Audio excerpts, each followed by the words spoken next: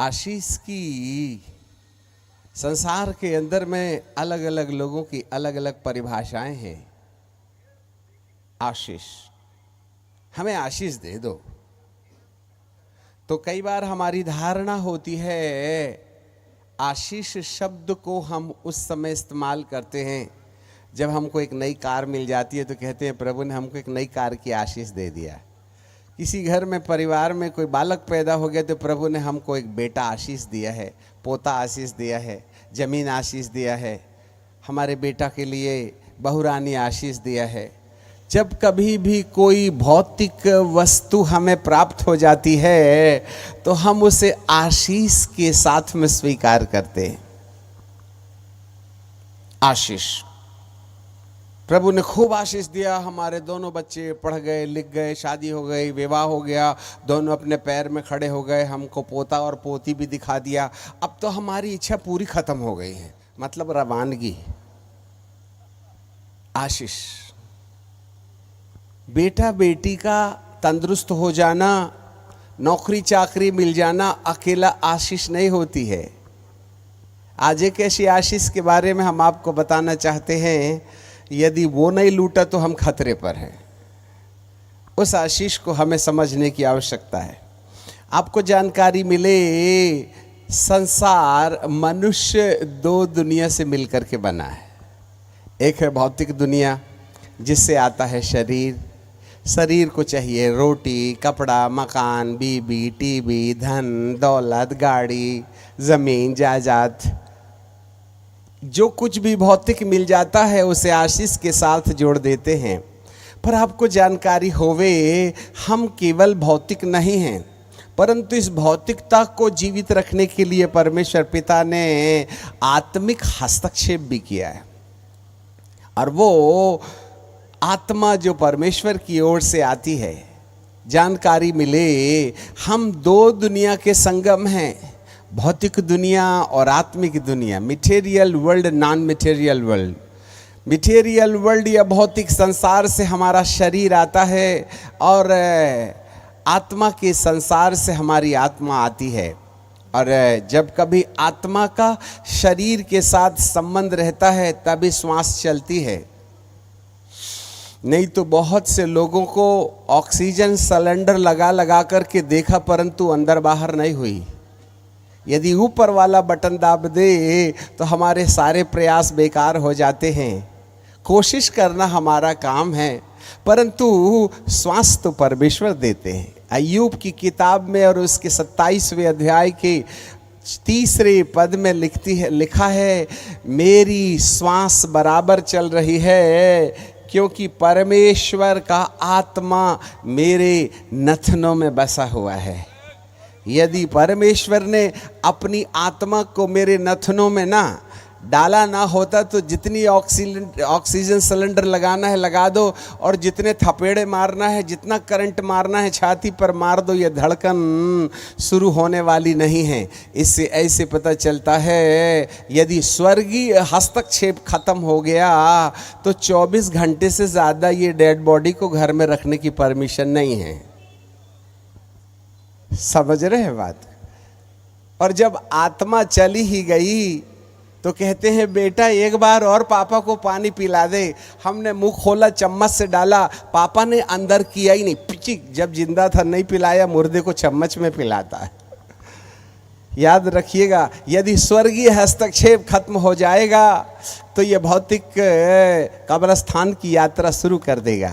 इसलिए आशीष केवल रोटी, कपड़ा, मकान नहीं होती है, वरन आशीष कुछ और भी होता है जिसको ज़्यादातर हम नज़रअंदाज कर देते हैं, और वो है आत्मिक हस्तक्षेप। आज हम आपको आशीष की एक ऐसी परिभाषा रख देना चाहते हैं जिस पर आपको चिंतन करना होगा। आशीष विश्व की किसी किताब में मिलेगा नहीं।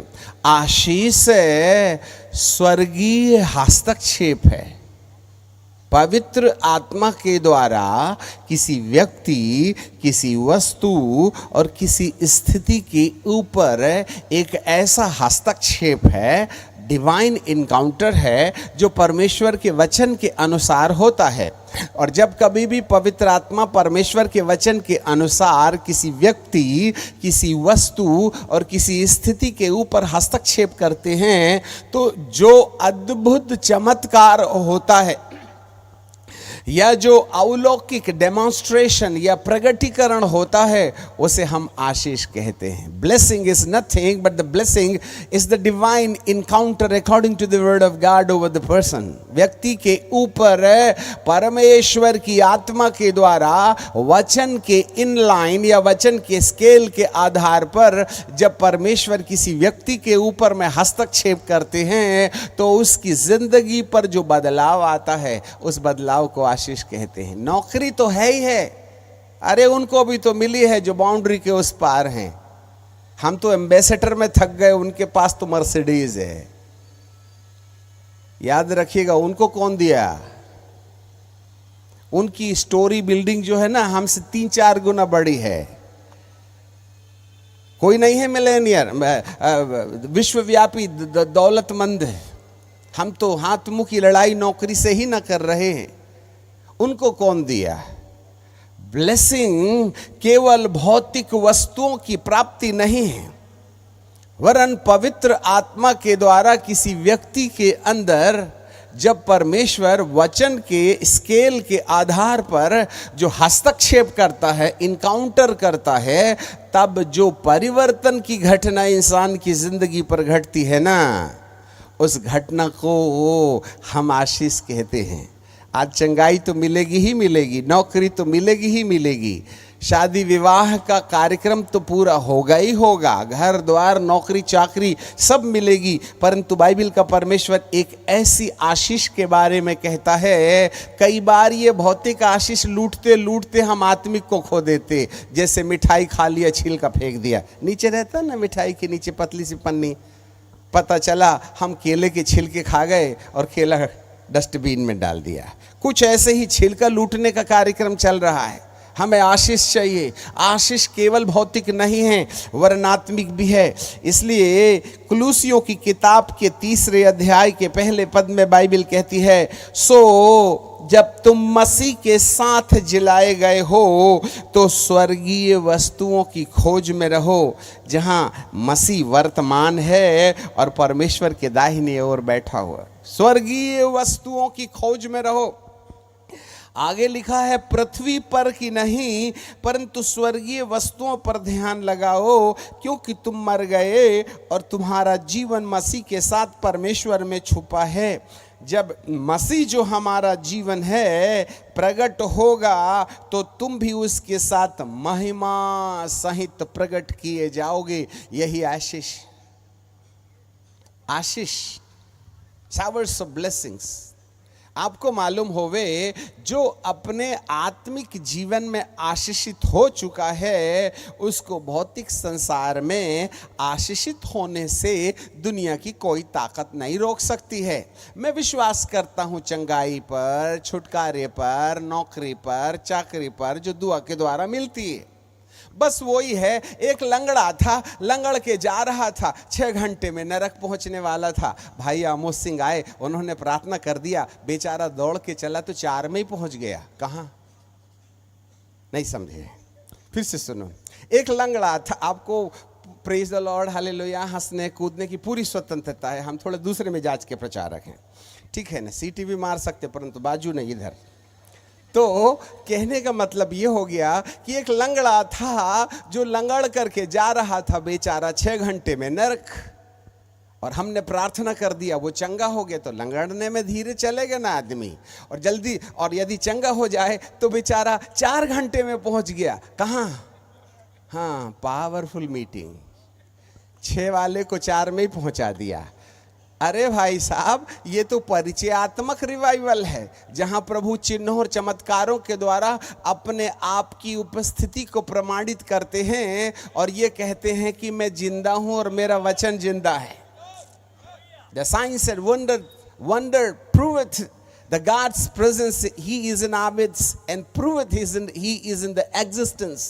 वो अस्तित्व में है, इस बात का परिचय देता है वो परिचय केवल परमेश्वर की जानकारी नहीं है, वो है इस बात के प्रमाण को इकट्ठा कर लेने से हमारा काम नहीं बनेगा।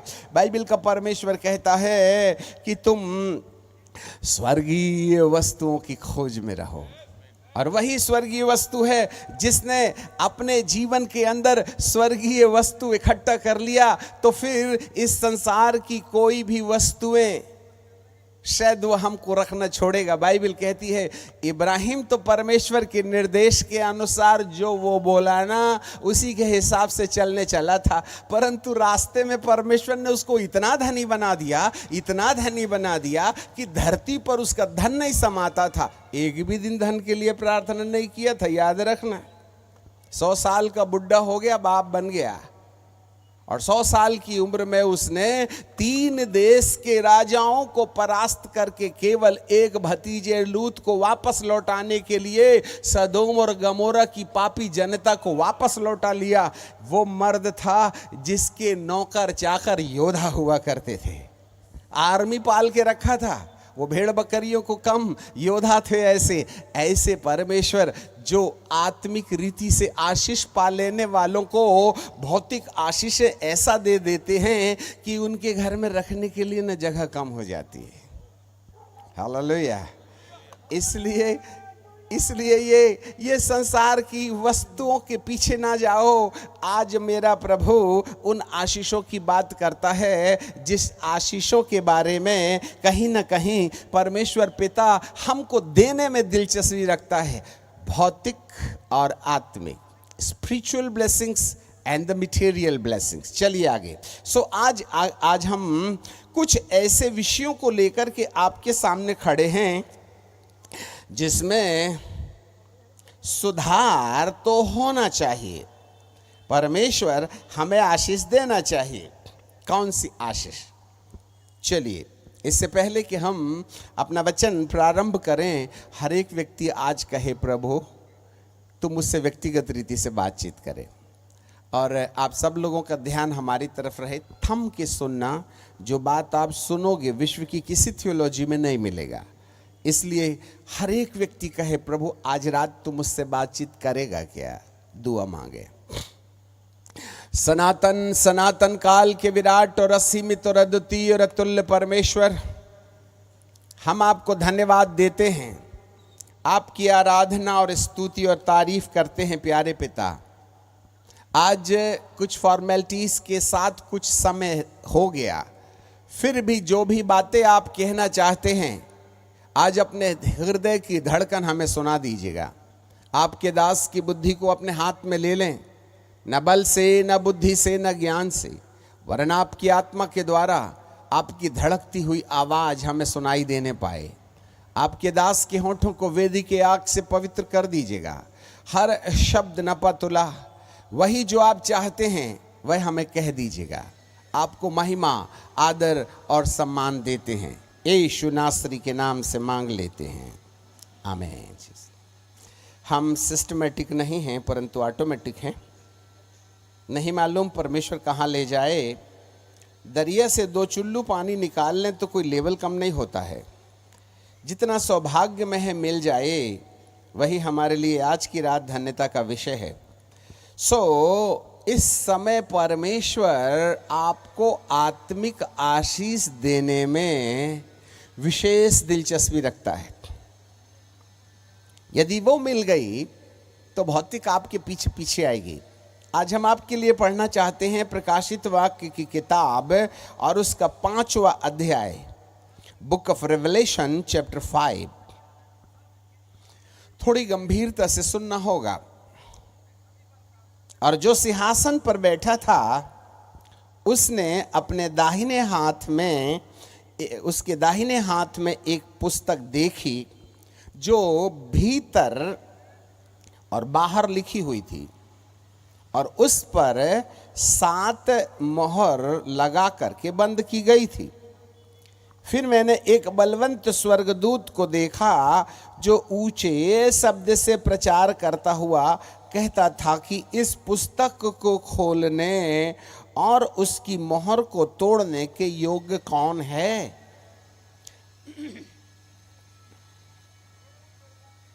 और ना स्वर्ग में, न पृथ्वी पर, न पृथ्वी के नीचे इस पुस्तक को खोलने या उस पर दृष्टि डालने के योग्य कोई निकला।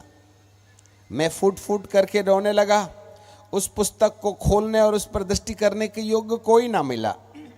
तब प्राचीनों में से एक ने मुझसे कहा, मत रो, देख यहूदा के गोत्र का सिंह जो दाऊद का मूल है इस पुस्तक को खोलने और उसकी 7 मोहरों को तोड़ने के लिए जयवंत हुआ है। तब मैंने सिंहासन और चारों प्राणियों के बीच में मानो एक बद्ध किया हुआ मेमना खड़ा देखा, जिसके 7 सींग और 7 आंखें थीं, और परमेश्वर की 7 आत्माएं हैं जो सारी पृथ्वी पर भेजी गई हैं। बाकी छोड़ दीजिएगा।